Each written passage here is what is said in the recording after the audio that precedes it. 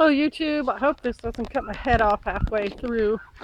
I'm out here today doing some laundry. It's in the afternoon, and we've already talked about how we do laundry out here, so I'm not going to talk about that. I'm just going to do it while I'm talking to you.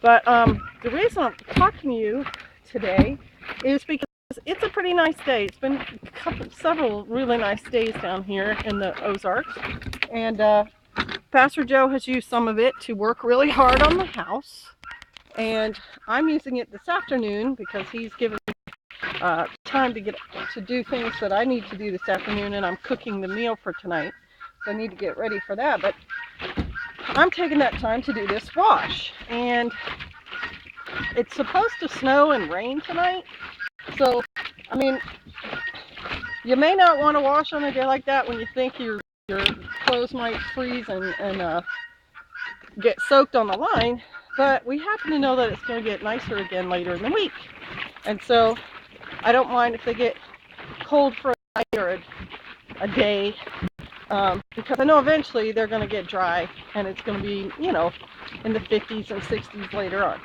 And that brings up my main point, which is when you live outdoors, it's important that you know what your temperatures and stuff are. Hang on a minute.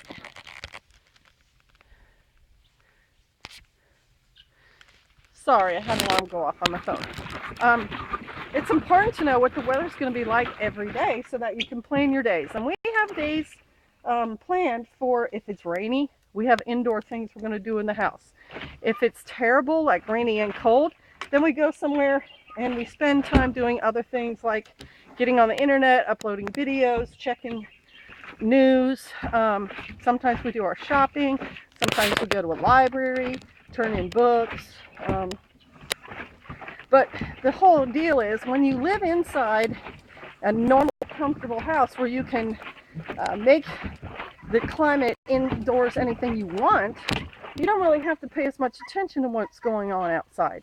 But when you live out a good part of your life, then it becomes important. And the people who pioneered before us didn't always have the options that we have with being able to check weather stations and check news and find out what the weather is supposed to be coming up.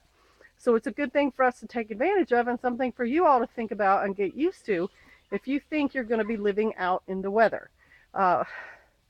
Plan for what you might do or wear when it rains. Plan for what you might do or wear when it snows. Plan for what you might do or wear when it's cold or extremely hot. Suntan lotion, different clothes, socks, thin socks, heavy socks. All these things are factors to take into account. And so I'm going to leave you with that thought, and bless you, and see you later, YouTubes.